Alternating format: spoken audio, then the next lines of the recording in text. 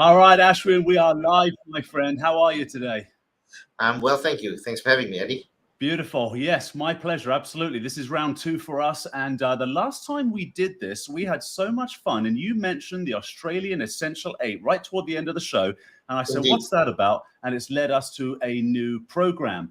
Now, ladies and gentlemen, for those of you listening live, for those of you who will be listening in the archive later, you can certainly participate even in the archive later by commenting, and we will come back to it and we can answer those kinds of questions. Otherwise, to a live audience listening to us right now, please use the comments section, ask questions, comment, jump in. Let's have some fun. Now, given the state of cybersecurity and the conflicts that are going on around the world today, we have governments weighing in, attempting to, set things right, attempting to protect their citizenry, the corporations that pay massive taxes to keep governments going. And the Essential 8 is something that is trying to do this. This is my understanding. Now, despite my deft accent, I'm calling out of New Jersey, America today. So I don't know too much about this. And I've got Ashwin, who is an expert on this. You've in fact created a tool to help customers understand this. So why don't we start at a very high level, Ashwin? What is the Australian Essential 8 and how is it attempting to solve problems? So, Eddie, the Essential 8 are a set of mitigation strategies. In fact, there are 8 mitigation strategies that was introduced by the Australian Cybersecurity Centre. And the idea is that it provides you with this baseline practice towards maturing your cybersecurity posture. That's what it is. And what we've had recently, due to the whole cyber warfare that we're seeing in Eastern Europe, of course, the Australian Cybersecurity Centre has actually recommended that organizations enhance their cyber maturity level. And these are the strategies. These strategies have existed for quite some time. And what the government is essentially saying is that you've really got to focus on these as a bare minimum. Okay, so why don't we start high level? What are the 8? Let's go with that. So let's start with number 1. Which one is it? Sure. So basically, the 8 that we have, there's varying ones. The first one is application control, right? And so basically talks about application control, what kind of applications you should be running. Those malicious applications, you should have some sort of strategy to prevent malicious applications from running in your environment. The next one is around patching. Right, application patching. You and I both know the importance of patching. Then there are other ones. For example, how do you prevent, or having a strategy to prevent active content from running in your office suite? So think of those macros, those active contents like macros that actually are something that cyber criminals absolutely love to exploit. So we'll talk a little bit about that and some strategies around that. Then they talk about application hardening.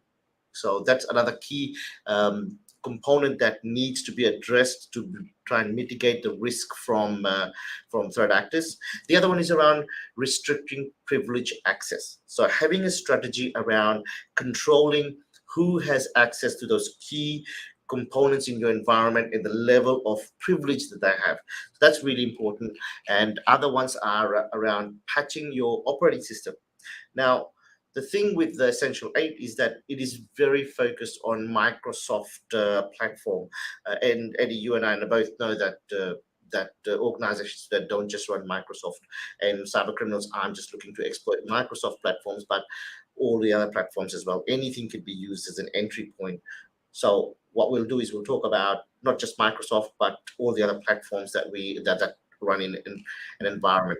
The other thing that they talk about is multi-factor authentication. So I think this is really important to talk about as well. And we'll look at some of the shortcomings with MFA as well, multi-factor authentication.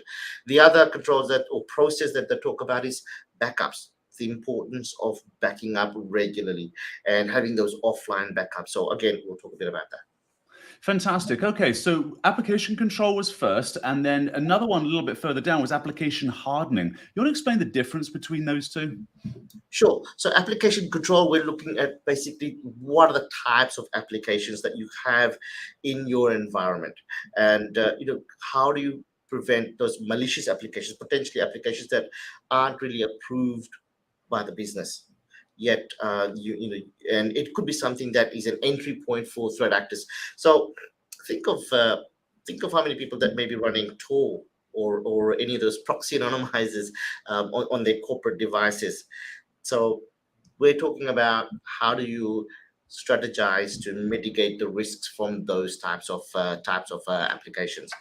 In terms of application hardening, so application hardening is more around how do you prevent certain types of applications from running inside your environment. So think of things like those Java applications that you want to prevent, those sorts of things.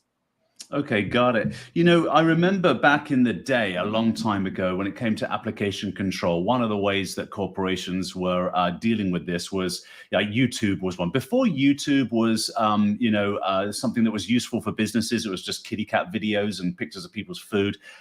We would just ban it, we'd just block it. Today's philosophy, I don't think lends well to just blocking and banning. Let's have a little chat about that. But first, LinkedIn user. Let's have a look who that is. That is Andy. Andy, thank you very much for your comment. Yeah, absolutely. We can. This will be living in the archive forever. So you get this recording, as it were. Just stay on the Checkpoint LinkedIn channel, or if you're calling in from YouTube, no, it's LinkedIn. You can see it there anytime, my friend. So yeah, what's the best recommendation for corporations that users consider having their mobile devices and all the applications on them to be personally theirs? So we don't just want to block, but how are we going to make sure there's no malicious content coming through some applications that, let's say, may or may not have a business use? Or are we still saying, if it doesn't have a business use, it shouldn't be part of the network? I think it's all about context. I'll tell you a story about an engagement that I had with an organization, fairly large organization with global offices around the world. And we carried out this process called security checkup this number of years ago. And I spoke to the application team, I spoke to the security team. They were fairly confident that they had business approved applications only running on the network. And so we carried out this security checkup, and within the space of just a few minutes, we were able to find applications that hadn't been approved. In fact, applications that were high risk applications, like proxy anonymizers, like Hide My Ass and things like that. We had applications that were communicating with known command and control service as well. Right? So that's the challenge that many organizations have, is that visibility. So when I speak to organizations and they tell me that they do have controls, what I often ask is, well, how granular are those controls? How granular are those applications that you can identify? Can you identify millions of widgets? Are you able to identify hundreds and thousands of applications? Because only when you have that granular level of visibility, Eddie, can you actually then start to apply policies around that, right? So once you do have access, once you have that visibility, so for example, as you said, whether it's YouTube or Facebook or whatever, it might be that you don't want to allow that application for everybody, but then there may be a small subset of users that you do want to give them access to that particular thing. Maybe it's for hiring purposes, for example, HR maybe. So how do you do that? How do you actually allow a small subset of users access to an application, but not to the general population? So it's really important that you have controls around that. Right. So it's more about, so I think what you're saying is the biggest stress you're seeing in the marketplace right now is more about, do you even know what applications are running? We have let's see here, a question here from Ashley. Ashley says, attack surface reduction rules, among other rules from maturity level 2, are specifically targeted at Windows control. How do you deal with this problem for Linux fleet? Okay, that's a great question for you, man. What do you think? Thank you, Ashley. That's a great question. And that's actually the reason why we wrote this document around how to actually mitigate or address the Essential 8. This is the document right here, by the way, ladies and gentlemen. Sorry for the interruption. And by the way, Ashwin mentioned security checkup. plus this document. There is a survey coming out at the end of our discussion. And if you click the link of the survey, we'll send all this information to you. So this is the document that Ashwin's talking about. And it's a little bit of a fine print right now, but we can get this one to you, and this will really save your bacon. Anyway, please continue, Ashwin. Thank you. So yeah, this is why we had to write this document, because the Essential 8 is heavily focused on Microsoft, and we know that enterprises and businesses don't just run Microsoft. So this is why it's really, and by the way, there's no simple one answer here. So first of all, it's essential that you look to try and control applications, not just on the endpoint, but also at the network level. It's important to take that mindset from your endpoint, your network, to your cloud, and to your mobiles as well, right? So that's the first thing. Now, in terms of how do you do this, on the endpoints, you've got to have security controls as well. So look to partner with vendors that will provide you with security controls on the endpoint. That's how you can try and mitigate this threat at the endpoint. Look to partner with vendors who provide you with application control at the network level as well, so that you have that two-tier approach.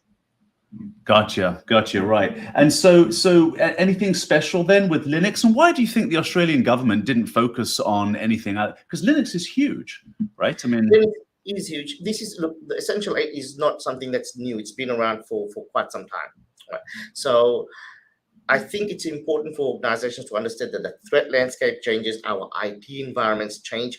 That's why you're always getting new standards or new blueprints that come out. I mean, for example, 5 years ago, 7 years ago, no one was really talking about hub and spoke model, really, for cloud, for example, right? But now that our IT environments changed, well, you need new approach. So what we saw was that the Essential 8 actually had well, it wasn't addressing everything. It wasn't taking a holistic look. That's why we put together this document, which allows organizations to actually try to implement what Essential 8 is essentially trying to achieve on the endpoints, but try to achieve that across various different environments, whether it's endpoint, cloud, network, or mobile. Right, got you. Katrina, our colleague, has just mentioned, by the way, so everybody in the chat, you can certainly find this email address here for a copy of the report. At the survey time, you're going to get a lot more detail, and then, of course, an offer to do a security checkup. When you do your security checkups, by the way, Ashwin, can you map it to the Essential 8 somehow? Unfortunately, you can't map it to the Essential 8, but look, a security checkup is absolutely essential because it provides you this visibility, and then you can take that visibility, and what I like to say is it gives you this evidence-based approach to have conversations, whether it's conversation with your cyber executives, folks who are actually designing strategies, because it allows you to say, hey, listen, this is what we're missing. This is where we need to focus. And what we will do is we will prioritize the risks for you. So you'll see the high risks that need to be addressed. And you can certainly use the checkpoint security checkup to then validate your strategy as well. Are we actually, or even to evaluate your current strategy, say, hey, hang on, why are we not missing X, Y, and Z? Why are we missing that? And what can we do? In some cases, Eddie, you could almost take that and say, okay, we're missing these threats or these risky applications, for example. That's just one example. But what can we do with our current infrastructure? What do we need to tweak? Where do we need to update? Is it a case of we just don't have licenses available to enable those controls? Or is it a case that we don't actually have those controls in place and we need to invest? So this free security checkup, it will actually do the discovery of those applications that you were talking about a little earlier. That's probably how you came up with that example, right? You did a security checkup and you found all of these applications at this customer site? Absolutely. Right. Now, the security checkup does a lot more than just, of course, identify the applications that are running on your network. It will also identify if there are devices that's actually already compromised, maybe because it's speaking to, communicating with a known command and control server. It might be a case that you've got users who are downloading documents which haven't been detonated in a sandbox environment. So we'll detonate that for you, and we'll give you visibility of that too. Beautiful. So let's get back to one of the things you mentioned in the Essential 8 are the macros. Explain this. Like, what is the danger here for people? Like, why is this a big deal? How are threat actors using them? And then how does the Essential 8 document, and probably more importantly, the document you put together, help resolve it? Yes, a good question. Look, Essential 8 basically talks about disabling macros. Right now, what are macros? Well, basically these are controls, or these are features within documents that make it active.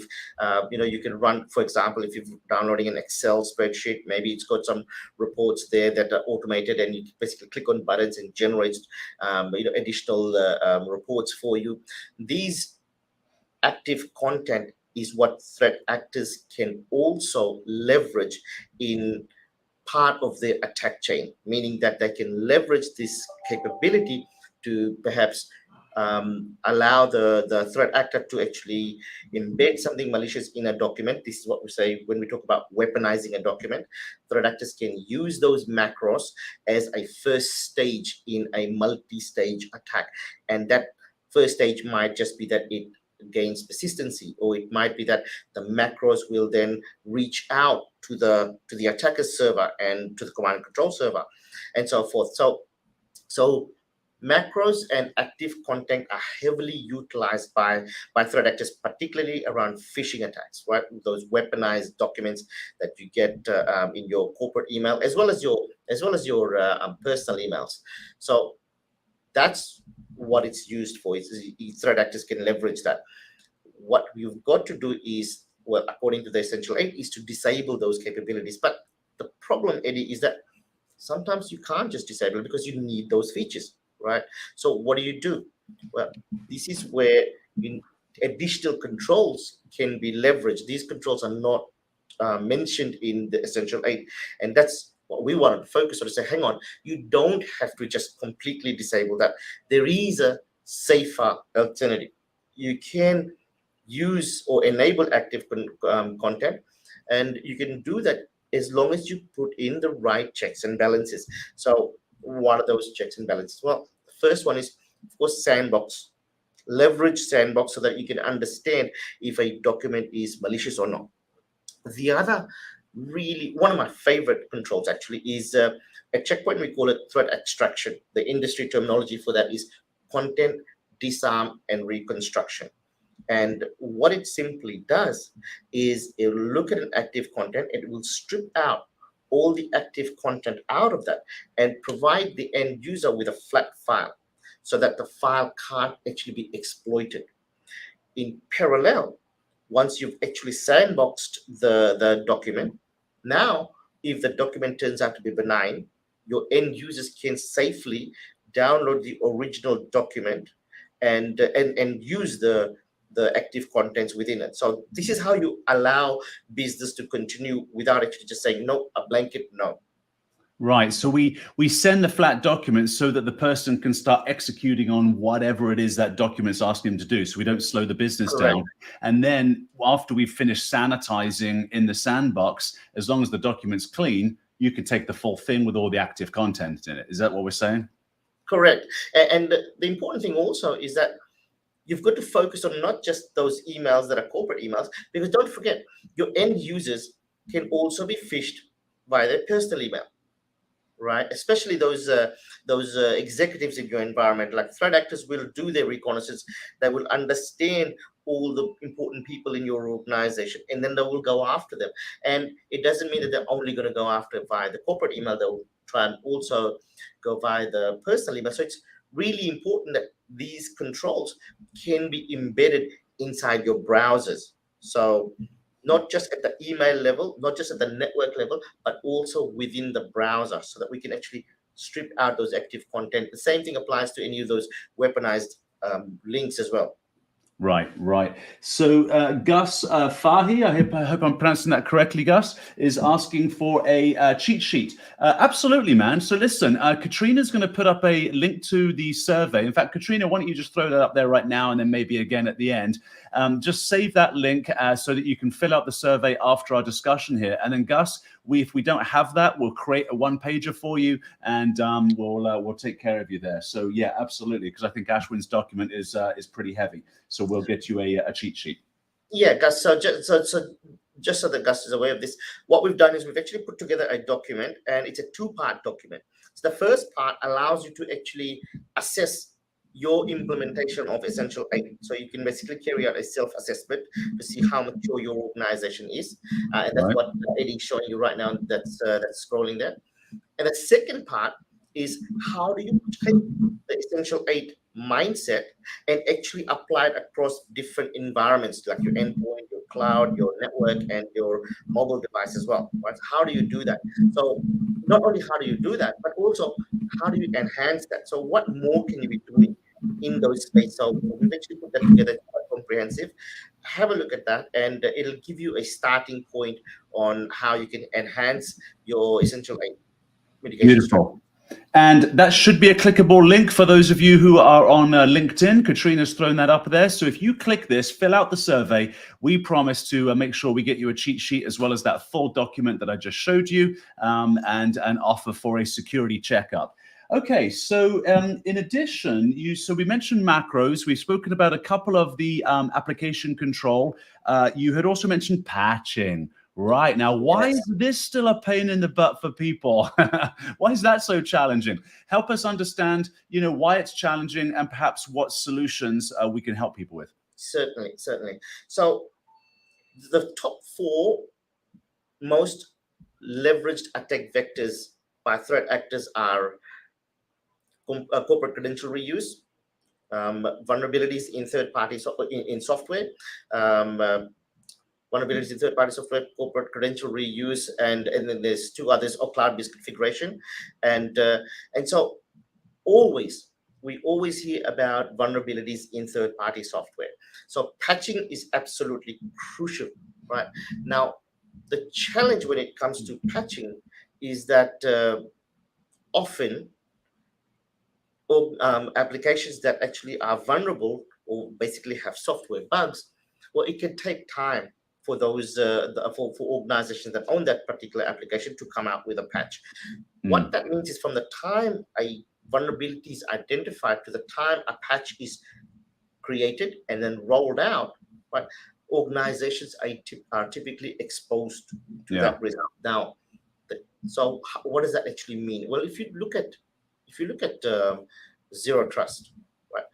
Zero trust is built on the idea that you've got all of these controls that will allow the enforcement of your granular policies. Well, what happens when one of those controls themselves have a vulnerability that could allow a threat through? So that's another thing to be mindful of.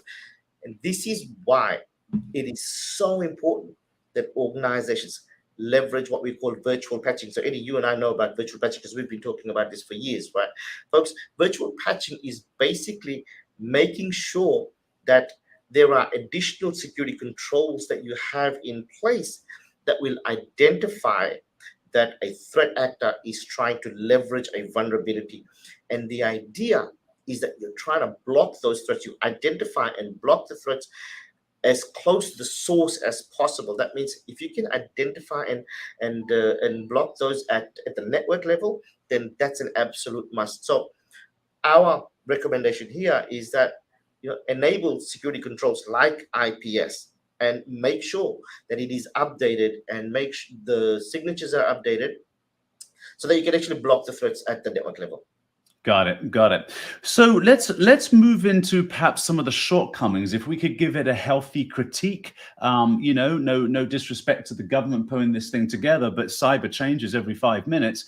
What are some of the shortcomings of the Essential 8 document, and what can we do to pick up the slack?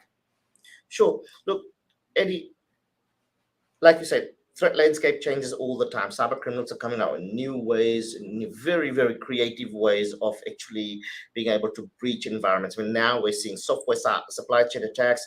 We're seeing third-party partners that provide services, that being an entry point, right? So there are certainly shortcomings, because the thing is, this document was written quite some time ago, the Essential 8.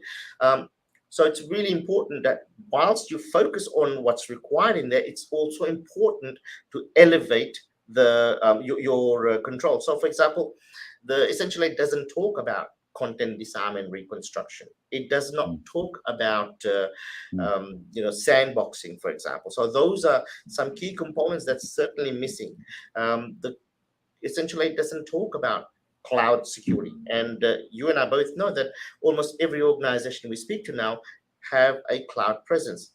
So having posture management within the cloud, for example, being able to do threat hunting in the cloud, for example, being able to have an architecture that is based on hub and spoke model that does segmentation within the cloud environment. Those things are not covered in the Essential 8, but it is absolutely essential if you want to mature your cybersecurity posture.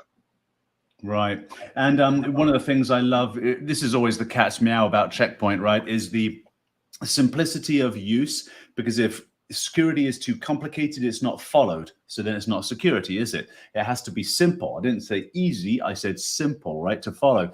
So one of the things, of course, I love about our technologies and what we built is one overriding policy for the big three cloud providers, including any hybrid cloud that you might also have built yourself, so that you can push a button and thread a governing master policy to each of those cloud environments. And I think it also gives you some granularity for local use, right? If you need extra additional things along the way.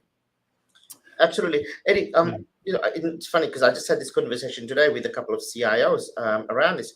And, every country is now experiencing cyber skill shortage.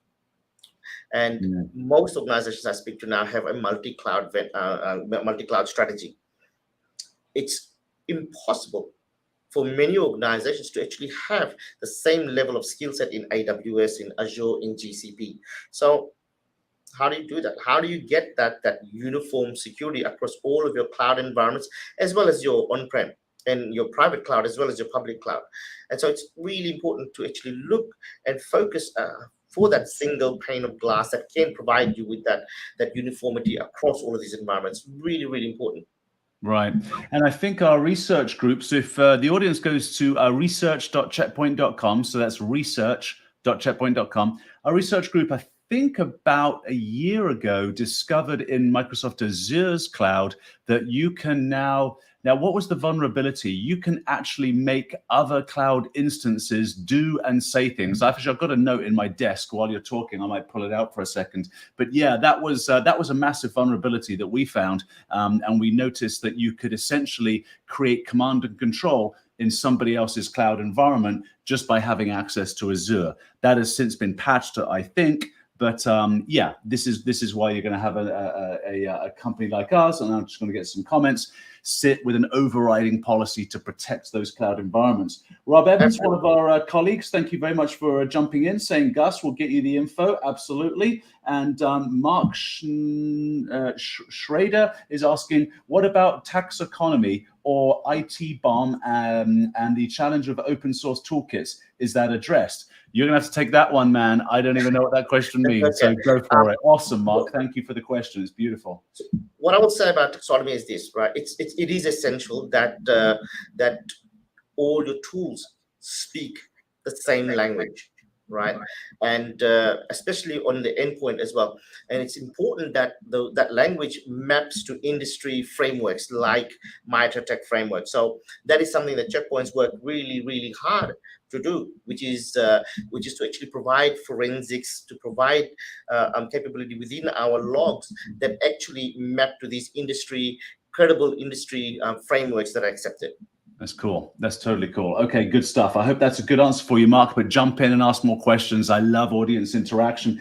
Katrina, thanks for helping out again by posting research.checkpoint.com. One of the things you mentioned was around that Microsoft research. What we have seen as a trend is that there are more and more attacks now on the cloud infrastructure as well. This is something fairly new because, if you remember, Eddie, we always talk about the shared responsibility model, right? So there's certain things that the end user is responsible for, so the customer, they're responsible for the applications, the databases, and all the stuff that they spin up. And then there's the cloud provider like the Microsofts and the AWS, who are responsible for the actual infrastructure. What we've seen of late is more and more attacks on the infrastructure itself. In fact, we were one of the first organizations to have POC a vulnerability that allowed us to completely own one of the major cloud providers in terms of we could see, edit, read, delete, do anything we wanted in one of the cloud providers and all the workloads that were there, all the tenants that were there. Now, that vulnerability, of course, does not exist anymore, but just be mindful that threat actors are also focusing not just on your environment and your data, but also the cloud providers now. Yeah, right. I mean, this is a treasure trove of information that's out there now. So of course they're going to be heavily focused on that. And you mentioned it earlier about making sure that your endpoint as well as your network and / cloud, therefore security policies, kind of my words, connect up, right? And that's when I spoke about overriding policies. I think one of the challenges audience members immediately bring up whenever I talk one-on-one with somebody is, what you're saying is to trust you, Checkpoint, with my network, my cloud, my endpoint, right? All this stuff. Well, this is the pitch. Actually, this is what we have really set our face against the industry to say, look, reduce the number of vendors you have in your data center. Give your SIM a break here, because on average, enterprises have between 40 and 60 cyber vendors in their environments. That's just too much noise. That's too much stuff to worry about. And the reality is, I'll confidently say we can handle 80, 90% of what you've got. So we think you can get your number of vendors down to less than 10. Now, that's a lot less noise. It's a lot less for you to manage, and you get greater visibility. Any thoughts or comments around that, Ashwin? Certainly. One of them is, I was speaking to one of the CISOs who actually is on this journey right now. And I asked him what was the driver for him. And the driver for him was fairly clear. I don't have to have 50 meetings a quarter. I can have 5 meetings a quarter now, 5 meaningful meetings with my vendors who are my partners now. Right. So that's from that point of view. Clearly a checkbox. The other thing is, how are you going to ever manage to have expertise in all of those tools? You're not. So it is important that you do consolidate. And consolidation, there are other benefits, of course, in terms of time to remediate a breach, all of that kind of stuff. So it absolutely makes sense to be able to consolidate and simplify your security. Absolutely. The other question I always get, Eddie, is why Checkpoint? Why not vendor, A, B, or C? Why Checkpoint? Oh. Why consolidate with Checkpoint? And what happens if Checkpoint becomes an issue?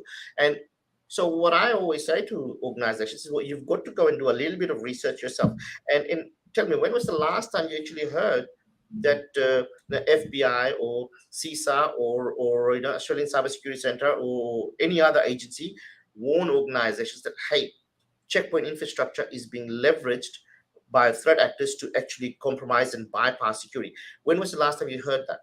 Now, touch wood, right? Vulnerabilities happen, and so the two questions is, how long does it take an organization to address vulnerabilities, particularly those security vulnerabilities, and from security vendor, and secondly, have a look at the last 5, 10, 15 years, and just assess those security partners that you have and the number of vulnerabilities they've had in their product, because that is the time that you as an organization are exposed. You could do everything right and still be breached and still be exposed purely through no fault of your own.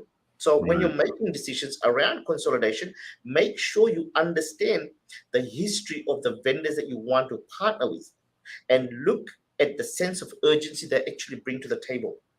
Yeah, well, there's a very strong military discipline given, where our head office is with our organization. It's very what we like to call battle hardened, right?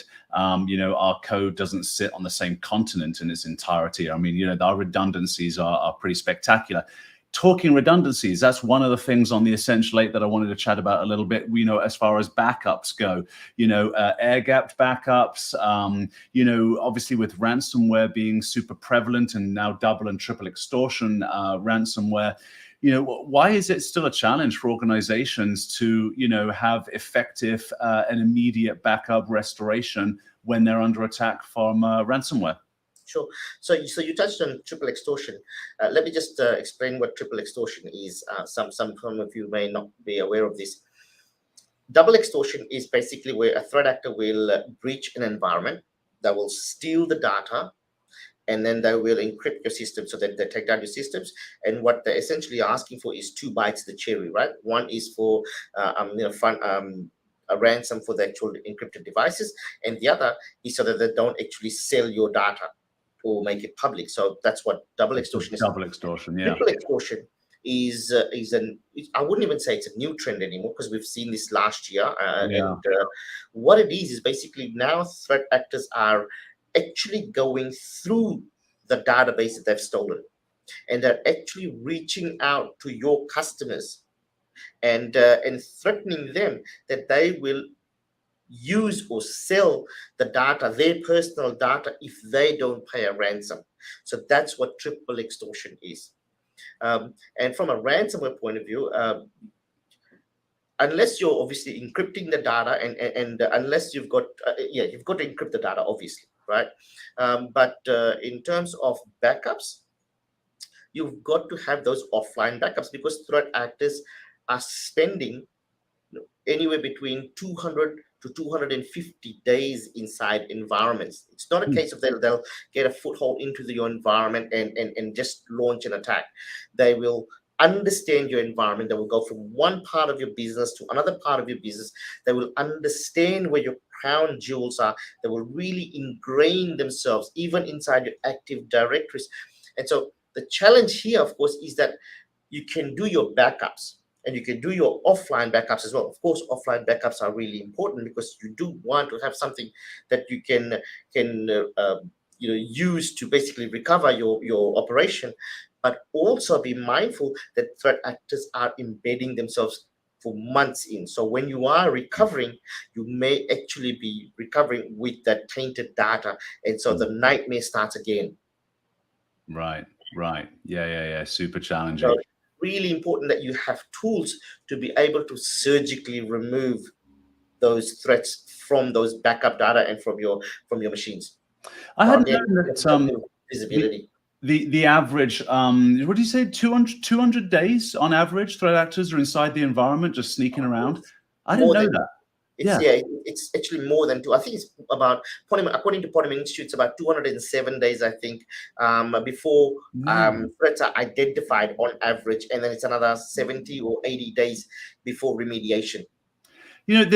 What people have to realize is they're running a business. I mean, it's a nice way of putting it to a group of horrific people, but they're running a business. And so when payouts are in the millions, and let's say you've got 2 or 3 of these on the go when you're in there for 200 days, let's say a year, right? But you're going to make maybe 3 million, 4 million bucks a pop, and you're going to maybe get 2 or 3 a year. That's an okay living, right, for these cybercrime syndicates. And so understanding that, I'll never forget the great story. So we have this incident response team, fantastic. Dan Wiley gave birth and really put this entire department together, one of our heroes here in the US. And this was quite a few years ago. He said that we were helping an organization that had been under ransomware attack. The FBI were working with us too.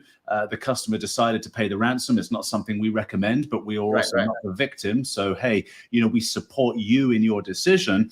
Anyway, so they went to pay the ransom, and there was a little bit of a challenge. And so there was an 800 number, a support line for the threat actors to help the victim pay the money.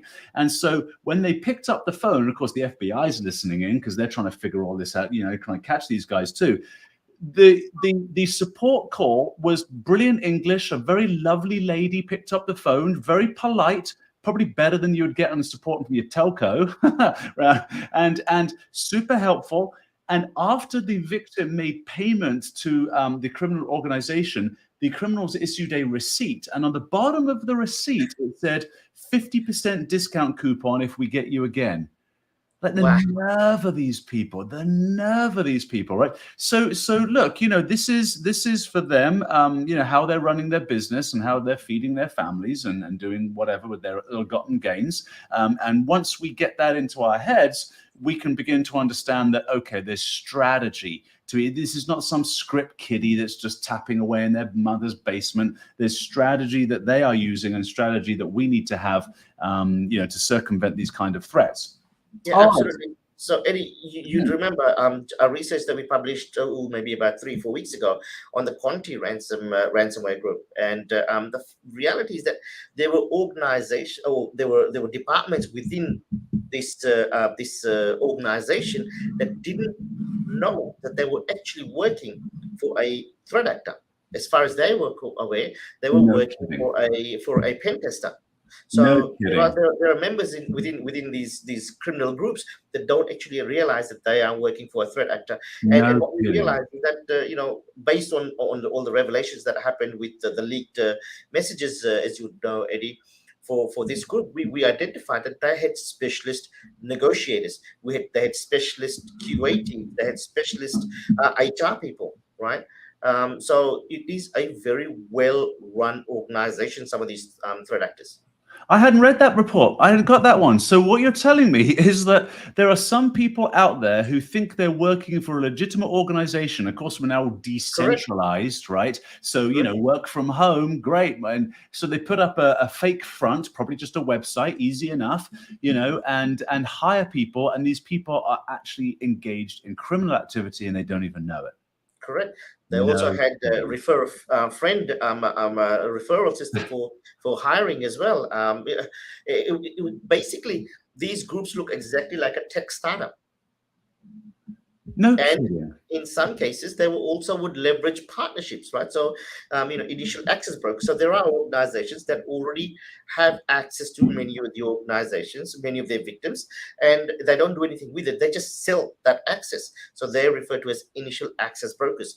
Threat actors can quite easily just go to these partners, as they call them, and say, hey, listen, I want an organization in Australia, a government agency maybe, and I want them to have this kind of revenue or this particular sector, and this is my requirement for the victim. And then the initial access brokers will provide them with with a list of options, and they even have a system where they will agree that the payment will come in the form once they've actually received a ransom. 10%, 5% of that will go to the initial access broker. So that model exists. Yeah. These are truly syndicates of cybercrime now. I think we should wrap up our show, my friend. Let's have a look here. So I've got Katrina. Thank you very much for jumping in again. Yes, there is the contact information for getting the Essential 8 white paper. Also, you've got the form there to fill out on the survey so that we can reward you with a great offer of a security checkup for coming into our show today. So thank you very much, everybody. And Ashwin, any last thoughts or comments? And please let the audience know where they can find you on LinkedIn. Sure. Folks, the document that we've put together will really help you mature your cybersecurity capability across all of the vectors that I talked, all of the environments I talked about. So your cloud, your endpoint, your network, and of course, mobile security as well. Don't let this be your weak link in your cyber strategy. So have a look at the document and understand how you can map the Essential 8 controls and enhance those controls in the different environments that you're running. Beautiful. And I can be found on LinkedIn. Just Ashwin Ram. Just do a search for Ashwin Ram Checkpoint, and you'll find it. Ashwin Ram Checkpoint. Maybe add Sydney in there in case there's a few others. But like me, you've got an unusual name. If you want to follow up with me, it's just Eddie Doyle Manhattan. I should be the only one that pops up there too. Ashwin, this was great, man. So listen, ladies and gentlemen, continue to comment because we will farm them through the archive. If you would like us to do more of these, we will come back and do more. Ashwin, thank you so much for your time. Ladies and gentlemen, be safe online. Really appreciate everybody's comments and thoughts here today. And until then, next time, goodbye, everybody. Thanks, Eddie. All right. Beautiful.